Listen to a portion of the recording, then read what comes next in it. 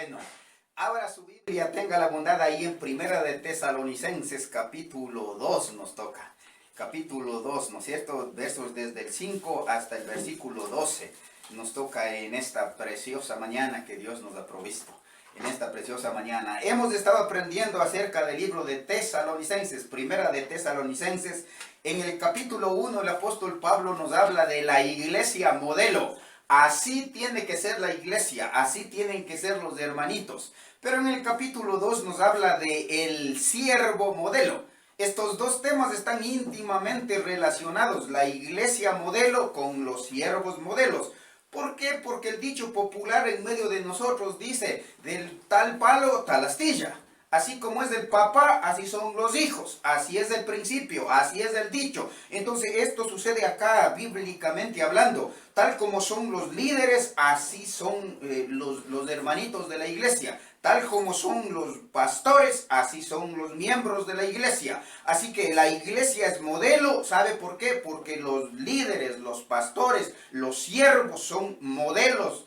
Así que vea, hermanitos, en esta mañana vamos a ver desde el verso 5 en adelante, pero la semana pasada, hablando de este mismo tema, del siervo modelo, vimos en la palabra del Señor el tema acerca de que Pablo defiende o proclama o enseña acerca de la rectitud con la que uno debe caminar como siervo de Dios. Y es tremendo porque en el versículo 4 dice, fuimos aprobados. Fuimos probados y aprobados por Dios. Y lo lindo es que termina ese versículo diciendo, oiga, Dios prueba, examina, pesa, juzga los corazones de cada uno de nosotros. Ahora, este tema no es solamente para los siervos de Dios, no es solamente para los pastores, los que estamos ahí ayudando para dirigir la iglesia. No es un tema solo para ellos es un requisito. Para ellos es indispensable que se cumpla todos estos principios. Pero le decía, no es solo para ellos, es también para el pueblo de Dios, para los que somos hijos, para todos aquel que se llama hijo, porque el modelo principal es Jesucristo. Él es el modelo. Pablo estaba siguiéndole a Cristo y nosotros los creyentes seguimos a Cristo y en definitiva seguimos a Jesucristo. Entonces, Él es el modelo tanto para los siervos y Él es el modelo tanto para los creyentes. Por eso es que en el capítulo 1 habla de la iglesia modelo. Así debe conducirse porque Cristo es el modelo. Y en el capítulo 2 hemos visto que Pablo dice, así debe conducirse un siervo, así debe conducirse un pastor, así debe conducirse un líder de la iglesia. De esta manera, así que vamos a completar ese mensaje en esta mañana. Capítulo 2, versos del 1 al 12, habla de este tema, del siervo modelo. Habla del siervo modelo. La primera parte vimos la semana pasada que nos habla, ¿no es cierto?, de la rectitud con la que debe conducirse. Pero en esta mañana vamos a ver dos temas más. La laboriosidad de los siervos. O sea, hermano, en este tema, versículos del 5 hasta el versículo 9, encontramos la laboriosidad con la que los siervos de Dios debemos conducirnos, con la que los creyentes deben conducirse. Oiga, versículos del 5 y 6 nos hablan acerca de que Pablo está enfatizando, ¿no es cierto?, enfatizando que no se debe usar palabras lisonjeras, con el propósito de agrandar nuestro ministerio, con el propósito de proclamar el evangelio del Señor, con el propósito de ganar ventaja sobre los que estamos enseñando. Versículos del 5 y 6 dice de la siguiente manera, porque nunca usamos palabras lisonjeras como sabéis, ni encubrimos avaricia, Dios es testigo, ni buscamos gloria de los hombres, ni de vosotros, ni de otros, aunque pudiéramos seros carga como apóstoles de Cristo. Entonces, en esta primera parte lo que el apóstol está hablando es que para hacer el ministerio uno no tiene que usar palabras lisonjeras. Palabras lisonjeras. Esa palabra lisonjeras viene, o sea, tiene la idea de pensamientos, de razonamientos, de adulaciones. O sea, hermano, no halague para buscar ventaja. En otras palabras, en palabras comunes de nosotros, no sea casaquero, no sea chaquetero. O sea, de a de veras, no use palabras de halago. O sea, qué lindo hermano que es usted. Oiga, es tan lindo, tan espiritual, tan bonito y tan dadivoso. ¡Qué bendición! O sea, eso es halago, hermano. Y la palabra del Señor dice acá, el apóstol Pablo dice, porque nunca. El apóstol Pablo es firme en esto y dice, nunca llegamos a ustedes usando palabras lisonjeras, palabras de adulación, palabras de halago. Nunca usamos palabras para adquirir ventaja, para ganar el favor de ustedes o ponernos sobre ustedes en influencia o para ganar ventaja y sacar algo para mi provecho. Porque este es el método que el mundo utiliza. Muchos predicadores de la palabra están en el anonimato. Bueno, estamos en el anonimato porque predicamos la verdad de la palabra del Señor, hermano. Estamos en la oscuridad, estamos en el olvido. Pero ¿sabe qué? Dios es fiel y Él nunca se olvida, porque Él dice en el versículo 4, Dios prueba nuestros corazones y Él es fiel. Y Él es fiel, así como dice en el versículo 3, porque nuestra exhortación no procede del error. Predicamos la palabra y por predicar la palabra muchas veces las puertas se cierran, hermano. Y le dejan a uno en el olvido, en el anonimato. Pero ¿sabe qué? Dios nunca se olvida, porque ese es el método del diablo, hermano. Ese es el método del mundo. Usar las palabras lisonjeras, palabras de halago, palabras de adulación. Porque si le halago al jefe, ya tengo el trabajo seguro, pues. Si quedo bien con el jefe y le adulo, hermano, él lo que va a hacer es garantizar mi trabajo, hermano. Y va a tenerme ahí. Si quedo bien, o sea, ese es el método del mundo, ese es el marketing que el mundo utiliza, hermano. Halagar, adular a las personas para ganar ventaja. Hermano, ese es el método que se ha metido en los creyentes, hermano, en los siervos de Dios, en los hijos de Dios. Halagamos a la gente, manipulamos a la gente y adulamos a la gente. ¿Sabe para qué? Para que nos vaya bien a nosotros. Y por eso es que aparecemos con carros, con casas y con negocios y toda la cosa, hermano. Aquí el texto bíblico dice, nunca usamos palabras lisonjeras. Nunca. Así no se debe hacer el ministerio. No es para adularles. Hay que hablar la verdad. Hay que predicarles la palabra. Hay que ganarse a pulso, hermano. Porque el énfasis, hermano, de este texto, ¿sabe qué es? La laboriosidad con la que el apóstol está haciendo. No se gana las cosas con la lengua. Con el sudor de la lengua. No se ganan las cosas, hermano. Hay que trabajar duro. Ese es el énfasis que pone en este texto, hermano. Y sigue el texto bíblico diciendo, nunca usamos palabras lisonjeras. ¿Cómo sabéis? Pues es lindo porque el apóstol Pablo aquí pone a los de Tesalónica como testigos. O sea, ustedes nos conocen, ustedes saben cómo nos condujimos, ustedes conocen lo que hicimos, cómo les hablamos y les hablamos la verdad. Y cuando hay que exhortar, les exhortamos. Ese es el principio, hermano. Ustedes saben, y es lindo porque utiliza en los tres pasajes, hermano, en los 3 puntos utiliza este mismo argumento. Ustedes conocen y Dios también. Ustedes conocen y Dios también. Eso es lo que encontramos acá, hermano. Versículo 5, porque nunca usamos palabras lisonjeras. ¿Cómo sabéis? El primer testigo. Pero al final del verso 5 dice, Dios también es testigo. Y eso es tremendo, hermano. Porque para que sea una verdad considerada como verdad, en el Antiguo Testamento se necesitaban 2 o 3 o 4 testigos. Pero mínimo era 2. Y aquí el apóstol está presentando 2 testigos a los tesalonicenses y a Dios mismo. Y es tremendo, porque acá el texto bíblico, hermano, y ¿por qué no? La pregunta que me hacía es, ¿y por qué no pone a Dios primero? Dios sabe y Dios es testigo. ¿Por qué no le pone? Porque pone primero a los tesalonicenses como testigos. Ustedes saben. ¿Sabe por qué? Porque Dios no va a venir desde el cielo a decir, eso es lo que estás haciendo, es mentira. Así no es, hermano. Les agarran a los tesalonicenses como testigos del apóstol, lo agarran porque ellos sí pueden decirle, ¿sabes qué? Eres un mentiroso.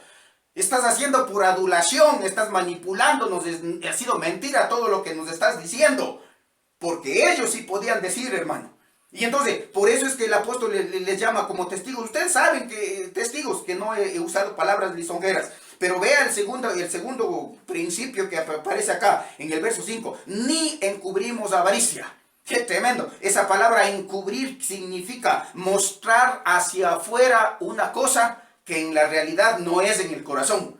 O sea, en otras palabras, usar una máscara, aparentar delante de la gente que lo que no se siente en el corazón. Ahora el texto bíblico dice, ni encubrimos, no nos pusimos una máscara. ¿En cuanto a qué? En cuanto a la avaricia. Avaricia es el amor a la plata, amor al dinero, amor a las cosas materiales, buscar una posición ahí. Hermano, dice, nosotros nunca hicimos del ministerio así.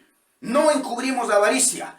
Encubrir avaricia significa, oiga, en el corazón estoy lleno de avaricia, amor por el dinero, quiero tener plata, quiero tener una buena posición y quiero, o sea, lograr. Eso es lo que hay en el corazón. Pero cuando sale eso afuera o en la cara ponemos cara de indigente. O sea, solo inspiramos la mano y decimos, no tengo, pobre de mí, deme. Hermano, eso es lo que dice el apóstol Pablo, nunca hemos hecho. No tenemos doble deseo, doble propósito, no encubrimos, no aparentamos delante de la gente. Simplemente lo que hacemos es predicarles la palabra tal y como hemos recibido. Ese es el ministerio. Dice, nunca usamos palabras lisonjeras para adularles y tampoco buscamos el dinero de ustedes. Y le pone a Dios como testigo, versículo 5. Dios es testigo. Y es tremendo porque en el versículo 4 dice, Él prueba nuestros corazones. O sea, a Dios no le podemos engañar, hermano. Podemos tener acá dentro del corazón avaricia y aparentar que no tenemos avaricia. Porque eso es, ¿no es cierto?, encubrir avaricia. Pero Dios es testigo, así que a Dios no le engañamos. Dios conoce. Por eso es que Él dice, yo nunca he hecho eso. Y no se debe hacer así. Versículo 6, ni buscamos gloria de los hombres, ni de vosotros, ni de otros, aunque pudiéramos seros carga como apóstoles de Cristo. Tremendo, ahí está el tercer cosa. No habló palabras de lisonjeras, no aparentó avaricia y tampoco buscaba gloria, alabanza, honra, honores, elogios de parte de la gente. El apóstol Pablo no hacía así el ministerio, no hacía para impresionar a la gente, para impresionar, ya viene el grupo, hay que hacer bien, hay que hacer bien, porque aquí viene la gente, para impresionar. No, el apóstol Pablo nunca hizo así el ministerio, hermano, nunca hizo así el ministerio, no.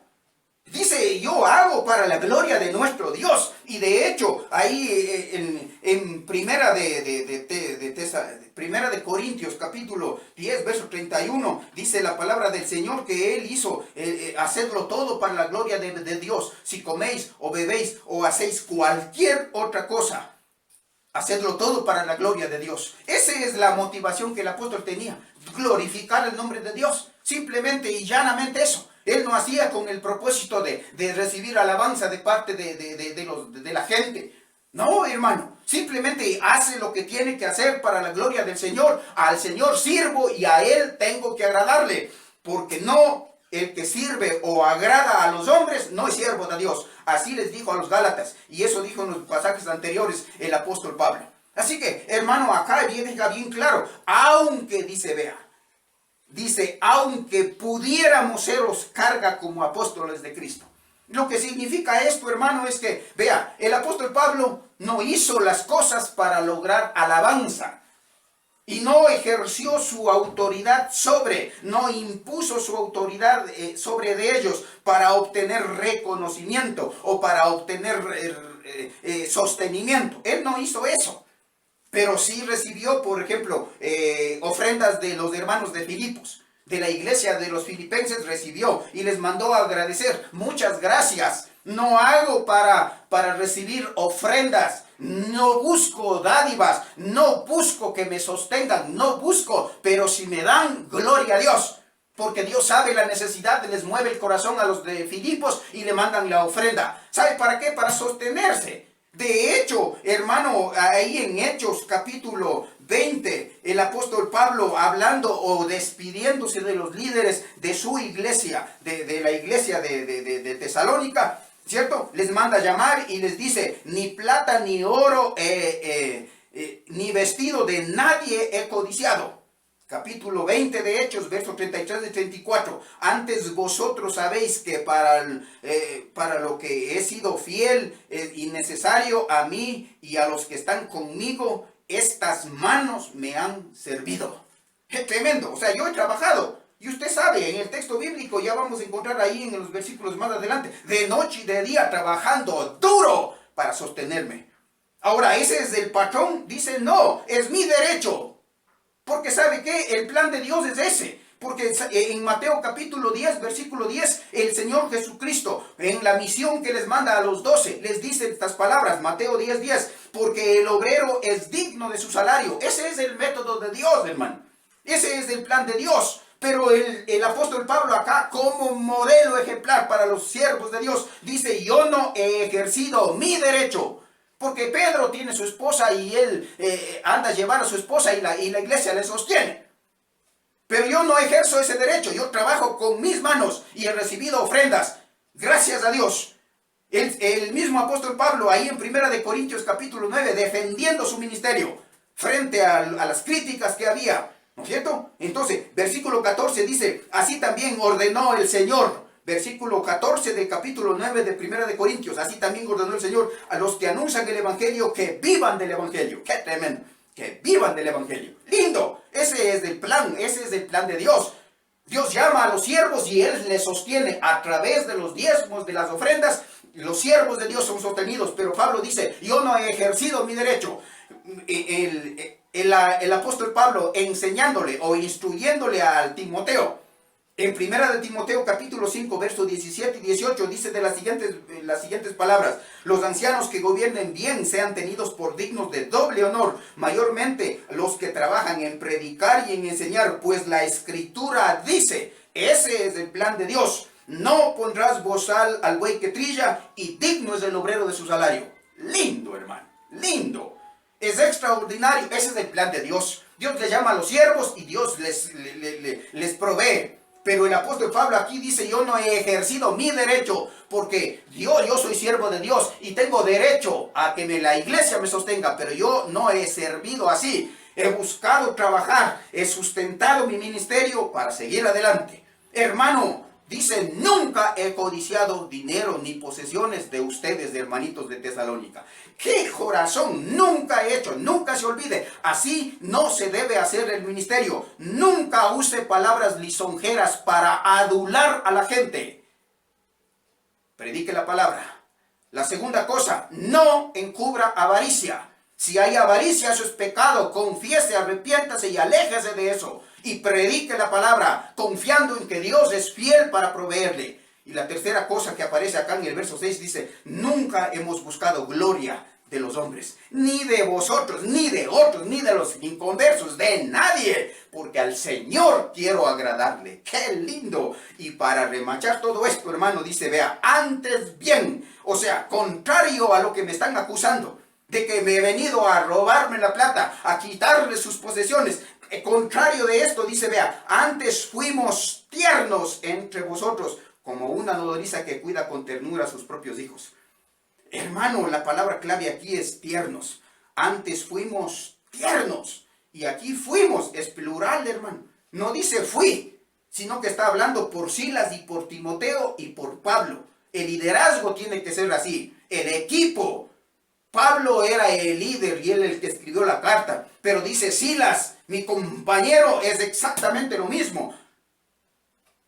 Y el jovencito Timoteo, el guambra Timoteo, Pablo le doblaba la edad a Timoteo, pero él también tenía sus, o sea, de a de veras, su consagración a Dios, hermano, su compromiso con Dios. Él tenía sus principios, igual que Pablo. Por eso utiliza el plural acá. Antes fuimos tiernos. Esa palabrita tiernos es amable, bondadoso, benigno, manso, tratar a los demás con delicadeza. Y eso significa la actitud de niño, hermano. Hermano, dice, les hemos tratado con mucha bondad. Hemos sido muy compasivos y tiernos. Y pone acá ¿qué sería? Un ejemplo. ¿Cómo? Dice, es una comparación que hace como la nodriza que cuida con ternura a sus propios hijos. La nodriza es la mujer que da de mamar, cuida a un bebé que quedó huérfano. Y mayormente en la época en la que se escribió, en la primera iglesia, Ahí no había las leches que hay ahora, ahí no había biberones. Si un bebé lactando se quedaba huérfano, buscaban una mujer que esté dando de lactar a su propio hijo y ahí les llevaba. Y entonces la nodriza lo que hacía es nutrirle, es cuidarle, es alimentarle, es amamantarle, es protegerle. Pero además de eso, no hacía solo porque tenía que hacer, hermano. Porque no era su hijo, no era su hijo. La nodriza cuida a un hijo de otra mujer. Dice la nodriza que cuida con ternura, y ahí aparece de nuevo la palabra, vea, con ternura a sus propios hijos. O sea, tal como cuida a sus propios hijos, así le cuida a este hijo que no es su hijo. Exactamente eso es lo que está enseñando el texto bíblico. Ahora, esto es un ejemplo, una comparación. No es que los pastores, los líderes somos nodrizas. No, pero sí debemos tener la actitud que tiene una nodriza. La actitud es compasivo, tierno, bondadoso. Así tiene que ser uno, hermano. Aunque no son mis hijos, porque los tesalonicenses no eran hijos de Pablo, hermano. Eran hijos de Dios, porque los hijos son de Dios. Los tesalonicenses le pertenecen a Dios, son hijos de Dios. Nosotros somos solo cuidadores. Esto tienen que saber los pastores, hermano. Los líderes no son sus ovejas, no son sus hijos, no son suyas. No es su iglesia, hermano. La iglesia es del Señor. Los miembros, los creyentes, los hijos, son hijos de Dios. Nosotros somos nodrizas. Somos madres que estamos cuidando compasivamente, de una manera tierna, de una manera bondadosa. Estamos trabajando duro. Ahora una mamá, hermano, está dispuesta a sacrificar su propia vida, hermano. La nodriza estaba dispuesta a sacrificar su propia vida por el bienestar, porque dice con ternura. Esa palabra con ternura significa que le acaricia con mucho cariño y le comparte el calor del cuerpo suyo. Le abraza a su hijo, al hijo que está dándole de lactar. Le abraza, le transmite el calor, le transmite alimento. Así debemos hacer el ministerio. Con mucha pasión, con mucha compasión, con mucha ternura, con mucha bondad. Y para remachar esto, hermano, vea el verso 8. Tan grande es nuestro afecto por vosotros que hubiéramos querido entregaros no solo el evangelio de Dios, sino también nuestras propias vidas, porque habéis llegado a sernos muy queridos. ¡Qué extraordinario, hermano! Esto es pura entrega, esto es puro amor.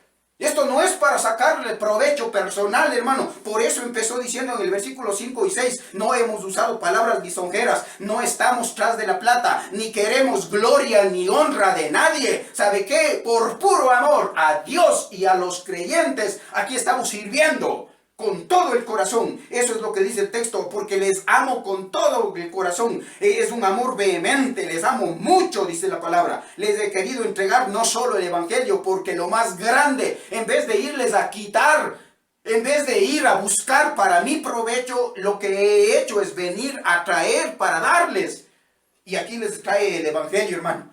Es el mejor regalo que uno puede entregar a una persona. Les he traído el evangelio. Según el mismo apóstol Pablo, hermano, en 1 Corintios capítulo 15 hace un resumen de lo que es el evangelio. Dice, porque primeramente os he enseñado lo que asimismo recibí, que Cristo murió por nuestros pecados. Esto es extraordinario, conforme a las Escrituras, y que fue sepultado y que resucitó al tercer día, conforme a las Escrituras, hermano.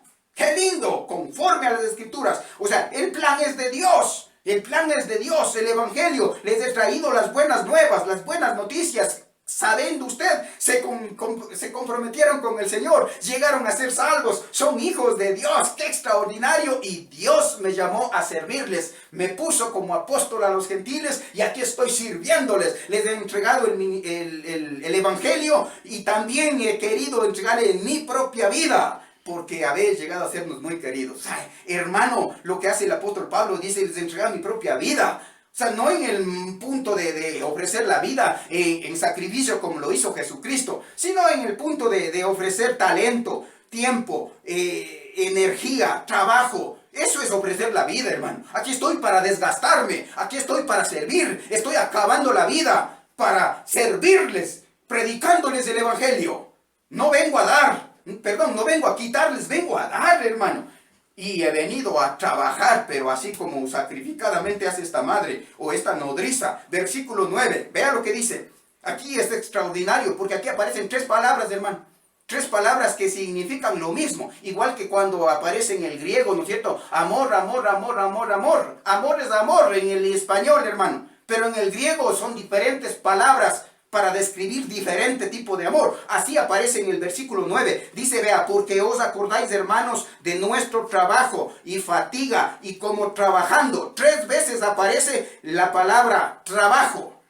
3 veces aparece, hermano, la palabra trabajo. La primera es copón, que quiere decir, hermano, hacer una labor con mucho esfuerzo. La segunda que aparece ahí como fatiga es la palabra moxfón. Y significa, hermano, hacer el trabajo de una manera incómoda, difícil. O sea, uno tiene que, o sea, los mecánicos, por ejemplo, cuando se bajan la caja del carro, hermano, yo he visto, hermano, cuando se mete debajo del carro, le baja la caja y con el carro doble transmisión, hermano, es pesadote esa caja. Hoy, pobre hermano, debajo metido así, saca y sale y...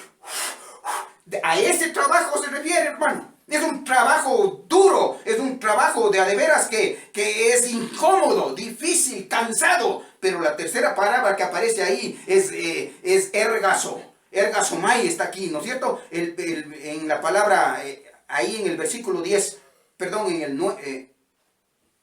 el 9, perdón, porque os acordáis, hermanos, de nuestro trabajo. La primera palabra, trabajo con esfuerzo. El segunda, fatiga, trabajo incómodo. Y la tercera, como trabajando. Esto es energía para producir. Esto quiere decir, hermano, que la energía viene de Dios. Y viene de Dios para producir trabajo. Ese es un trabajo con propósito, con meta. Esa es la idea. Ahora, hermano, aquí utiliza estas 3 palabras para enfatizar, hermano, que en el ministerio uno tiene que trabajar. No puede levantarse 10 de la mañana, hermano. Y está bien levantarse 10 de la mañana cuando uno está de vacaciones, pues, hermano. Ha trabajado 11 meses, pero duro. Y que le den un mes de vacaciones para recuperar, para restablecerse, para recuperar las fuerzas. Está bien, hermano. Pero lo normal es que hay que trabajar. Hay que trabajar duro en el ministerio. Y aquí está hablando del ministerio, no de bajar la caja automática o la caja de la doble, hermano. Aquí está hablando del ministerio. El apóstol Pablo dice, he hecho el labor, he trabajado con mucho esfuerzo. He trabajado duro. Y hay trabajo en la iglesia que es bastante incómodo, hermano. Bastante incómodo. Y el trabajo es con propósito, con una meta, hasta que los creyentes alcancemos la estatura de Cristo. Ahí estamos trabajando, trabajando, trabajando, esforzadamente, hermano. ¿Cómo que compartiéndoles la palabra? Porque no hay otra palabra. Las lisonjas, las palabras de adulación no edifican a nadie. Lo que hacen es de engañar. Los ponen una venda en los ojos y ahí está, hermano. Eso eran los falsos maestros, hermano. Pero acá el texto bíblico dice, yo les he trabajado duro. Y el texto enfatiza bastante esto porque dice, vea, trabajando de día, de noche y de día. Ese trabajo es continuo. Yo he trabajado haciendo carpas, hermano, de mañana y hasta tarde y en la noche, dale predicando el evangelio, hermano. ¡Qué barbaridad! O sea, eso es el servicio a Dios. Hay que gastar la vida. Uno no puede ser, hermano, solamente pedir, pues. No puede, hermano. No debe vivir así. Un siervo de Dios debe trabajar duro. Duro. Ahora, como el apóstol Pedro decía ya, en Hechos capítulo 6, los siervos de Dios, nosotros vamos a apartarnos a la palabra y a la oración. Pero aquí el apóstol Pablo dice, hay que trabajar también, hermano. Hay que trabajar, hay que echarle ganas en el ministerio, de día y de noche, para no ser gravosos a ninguno de vosotros. Os predicamos el evangelio de Dios. ¡Qué lindo, hermano! Esto es ministerio. Esto es ministerio. Lo que vemos aquí es la laboriosidad del apóstol Pablo, hermano. Pablo trabajaba duro en el ministerio.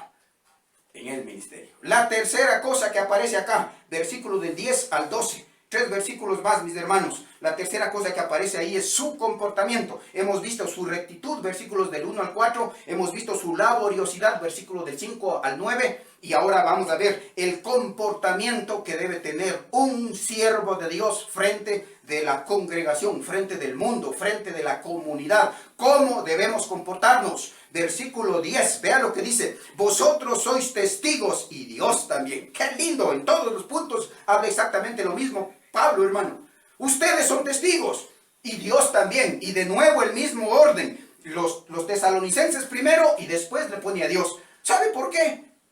¿Sabe por qué? Porque los tesalonicenses sí pueden decirle, oye Pablo, eres mentiroso. Es mentira lo que nos estás diciendo. Ver a tu comportamiento, porque las tesalonicenses están viendo, pues hermano. Dios, claro, también ve, pero Él no va a bajar del cielo a decir a Alfredo o Pablo, lo que estás diciendo es mentira. Él no hace eso, hermano. Él no hace eso. Y claro, va a evaluarnos, hermano. Porque Él, como decíamos en el versículo 4, Él prueba, Él pesa, examina. Él juzga nuestros corazones, nuestras actitudes. Y a través de la palabra, como dice ahí, la palabra de Dios es viva y eficaz y penetra hasta lo profundo, a juzgar los más íntimos pensamientos y las actitudes del corazón, hermano. Entonces acá lo que el apóstol explica es: vosotros sois testigos y Dios también. Señor, delante de ti estoy caminando de una manera, qué lindo, que te da honra y que te da gloria. Ese es mi comportamiento en esta tierra. Vea, dice, así se debe comportar uno, de cuán santa, justa e irreprensiblemente nos comportamos con vosotros los creyentes. Qué extraordinario, hermano. Estas tres palabras son de tremendo peso, hermano. Estas tres palabras describen cómo debe vivir un creyente. No solo los siervos de Dios, los creyentes debimos vivir de una manera justa, los creyentes debemos vivir de una manera santa, y los creyentes debemos vivir de una manera irreprensible. ¿Qué quiere decir cada una de estas tres palabras? La primera es santa. Hermano, la palabra griega oficial para santa es hagios. Pero esta no es el caso. Aquí no aparece, aparece santa, pero no es hagios. Hagios es que Dios nos aparta para un trabajo especial. Que Dios nos llama de ahí y nos pone aparte. Que nos llama y nos hace parte de la familia de Él. ¡Qué lindo! Eso es hagios. Sed santos porque Dios es santo. Esa es la palabra que aparece, la primera palabra, hagios. Pero esa palabra no aparece aquí. Aquí aparece Josías. Josíos.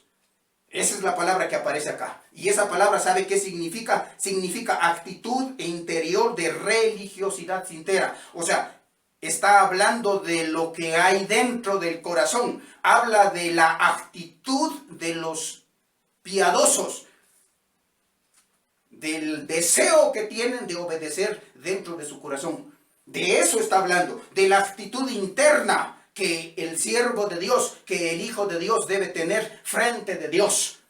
¡Qué lindo! O sea, cuando yo dispongo en mi corazón y propongo, como hizo Daniel allá en el Antiguo Testamento, Daniel propuso en su corazón. Esto es lo que está diciendo acá. Eso es lo que la palabra significa, Josios, ¿no es cierto? Esa es la palabra que aparece. Y le han traducido como santa. Lo que significa, hermano, es que yo he propuesto dentro de mi corazón ser obediente a la palabra de Dios. Y cuando uno decide eso, me convierte en piadoso. Porque si está la decisión dentro del corazón, aquí dentro, hermano, en lo externo se hace realidad. Si obedezco en lo interior, hermano, la vida externa se refleja en lo que hay en el corazón. Por eso es que Cristo decía, de la abundancia del corazón habla la boca. Así que está hablando de la parte interna, ¿no es cierto? De la vida delante de Dios. Eso es lo que está hablando.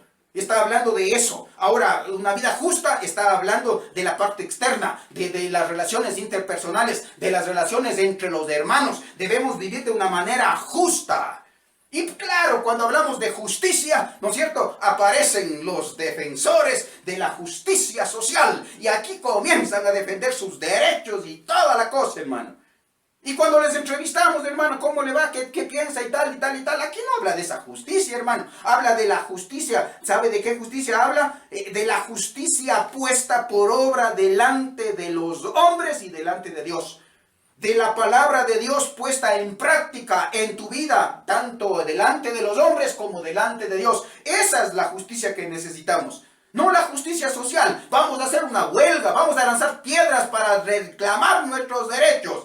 Y vamos a firmar aquí un decreto laboral. Y vamos a... ¿Qué? Eso no es justicia social, hermano. Cuando les vemos a esa misma gente que defiende la justicia social, ¿cómo le trata a papá y a mamá? Hermano, ¿tienen derechos papá y mamá? Ve cómo les tratan. O cómo le trata a la esposa. O cómo le tratan a los hijos. Hermano, hablamos, pero no practicamos. Ese es el punto acá. Es la justicia puesta en práctica delante de los hombres y de Dios. Eso es la justicia que está hablando acá. Dice, así nos condujimos. Dice el apóstol Pablo, de una manera santa hemos propuesto dentro del corazón obedecer, pero fielmente a Dios, agradarle a Dios, buscar la gloria de Dios. Pero también ustedes han visto que nos hemos conducido de una manera justa, que no les hemos maltratado y que no usamos palabras lisonjeras y que no nos aprovechamos de nuestro apostolado o del ministerio para quitarles las cosas que ustedes tienen. No, eso no hemos hecho, dice. Vea, irreprensiblemente, la tercera cosa que aparece aquí. Irreprensible quiere decir sin reproche, sin falta y sin defecto. Es como cuando agarramos un sartén, hermano, un sartén. Solo que la característica de este sartén es que no tiene mango. Agarramos el sartén, le ponemos en el fuego, hermano, y le prendemos la llama y le damos a todo vapor, hermano. 10 minutos después, saquen el sartén, hermano. No hay mango para agarrarle. La única manera de sacar es agarrar un clavo y sacarle, hermano. Esa es la única manera. Esto es lo que significa ser irreprensible. Que no hay un mango de donde le agarran a uno. Ese es el punto acá. Dice, así nos condujimos. O sea, la gente de los tesalonicenses no podían decirle absolutamente nada al apóstol Pablo porque se condujo de una manera irreprensible, sin defecto. Ahora en medio de nosotros decimos, ¿y qué significa irreprensible? Vea. ¿Y quién puede ser irreprensible? Aquí dice el texto que Pablo, Silas y Timoteo se condujeron de manera irreprensible. Y Dios es testigo y ustedes también, hermano. Así es como debe conducirse uno. Un buen padre, versículo 11. Así como también sabéis de qué modo, como el Padre a sus hijos, exhortábamos, consolábamos a cada uno de vosotros y os encargábamos que anduvieses como es digno de Dios que os llamó a su reino y gloria. ¡Qué extraordinario, hermano! Este es un lindo mensaje para el Día de los Padres, hermano. Esta es la responsabilidad de cada padre. De todos los padres necesitamos hacer esto con nuestros hijos. Y aquí el apóstol Pablo dice, yo así hice el ministerio. Versículo 11, así también sabéis de qué modo. O sea, aquí de nuevo les llama de testigos. Ustedes han visto, ustedes estuvieron al lado, ustedes compartieron conmigo, ustedes saben de qué modo. Ustedes vieron cómo nos condujimos, hermano. Porque la gente ve, la gente percibe, la gente huele. La gente sí se da cuenta, hermano. Uno por eso es que tiene que conducirse de una manera justa, santa, irreprensiblemente. Ustedes saben cómo nos conducimos. Así debe ser un padre. Así debe conducirse un padre. Un padre, hermano, tiene que ser firme, puro y ejemplar. Ese es el punto acá. Hermano, firme, puro y ejemplar. Dice así como un padre a sus hijos. Exhortábamos, esta palabra significa animar, amonestar, suplicar, implorar, les rogamos, les pedimos fervorosamente. Así es como hicimos el ministerio, les exhortamos. Versículo 11, la segunda parte dice, y consolábamos. Consolar significa alentar, pararse al lado de él para abrazarle y levantarle y decirle, ánimo, sigue adelante, vamos. Y esta palabra de consolar es que sería un ministerio del Espíritu Santo, el consolador, porque Él viene al lado no para darnos duro, hermano, viene para al lado para abrazarnos, levantarnos y animarnos a que sigamos. Dice, así hicimos nosotros el ministerio, les exhortábamos, les consolábamos a cada uno de vosotros, y esto es personal, hermano. No era en grupo, no era en guango, hermano, sino aquí personal. Ustedes saben que con cada uno, es que cada individuo, cada persona, cada creyente tiene sus diferentes problemas, hermano. Su manera de ver la vida, las circunstancias difíciles son diferentes, como en Santiago dice, las pruebas que vienen a la vida son multicolor, porque así es Dios, tiene un diferente currículum. Por eso es que aquel apóstol dice, les exhortábamos, les consolábamos a cada uno por persona, a cada uno, así se hace el ministerio. Versículo 12, y os aconsejábamos. Qué lindo, esta palabra significa aconsejarle a vivir digno, a vivir bien. Le aconsejábamos, o sea, quiere decir que le estaba advirtiéndole a los creyentes. ¿A qué le advertía? Es como cuando nosotros los papás Le mandamos al hijo de viaje, ¿no es cierto? Ahí, mijito, ahí te encargo, no harás esto, no harás esto otro. Verás, cuando te levantes, así tienes que hacer. Verás, mijito, cuando vayas a la reunión, así tienes que comportarte. Cuidado con esto, no harás esto otro. Y cuando llegues a la calle, ahí me llamas, verás. Y le mandamos encargando, hermano. Le rogamos, ¿qué sería? Le advertimos, no harás esto porque te metes en problemas. Así hace el apóstol del ministerio. Dice, os encargábamos que anduvieseis. Esa palabra anduvieseis, o sea, habla del modo de vida, de moverse de uno mismo, de conducirse, de caminar, la manera de proceder, ¿no es cierto? Eso significa, dice que anduvieseis como es digno de Dios. ¡Carambas! No eres, ya no eres hijo del diablo. Ya no. Como dice en el libro de Efesios, antes estábamos muertos haciendo las cosas que el diablo hacía junto con todos los demás, pero ahora Dios nos dio nueva vida. Ahora somos hijos de Dios y tenemos que vivir como hijos de Dios. Esto es lo que significa de una manera digna, de una manera honorable, de una manera que traiga honra y gloria a nuestro Dios. Condúcete como Dios se merece, hermano. Ese es el punto. Así les encargábamos, dice el apóstol. Ese es el ministerio. Así que no piensen que he venido a quitarles, a robarles, sino más bien yo he venido para darles y bendecirles. Esa es la labor pastoral. Y cuando expone todo esto en el capítulo 2, versículos del 1 al 12, es extraordinario porque agarramos principios extraordinarios para el ministerio. Extraordinarios para el ministerio. Mis hermanitos, hemos visto tres cosas en cuanto al ministerio que defiende el apóstol Pablo. Uno es que él se condujo con rectitud, porque sabe que Dios pesa, evalúa y examina el corazón. Y él se condujo laboriosamente. No ganó sus cosas, su reputación con la lengua, hermano. Él se ganó a pulso, trabajando duro, con su puño, con su mano, trabajando duro. Él no solo extendía para que le den, sino que trabajando duro, hermano, logró tener lo que tuvo, tanto espiritual, emocional, social y económicamente. Así debe ser un siervo, hermano, trabajar duro para obtener las cosas. Y la tercera cosa que aprendemos, hermano, es que se condujo con excelente comportamiento, irreprochable, nadie le puede señalar. Y presenta dos imágenes o dos ilustraciones, la de la nodriza y la del padre.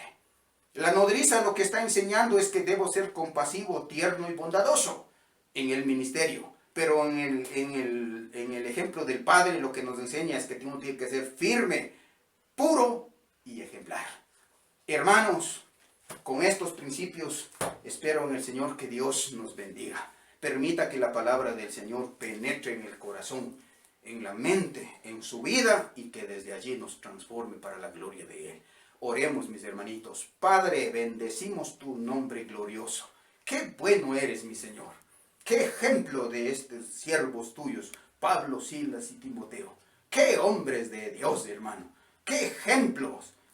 Mi Dios, ayúdanos, Padre, a imitar a estos hombres de Dios, a imitarles para que podamos nosotros como creyentes caminar en pos de esos pasos, mi Señor.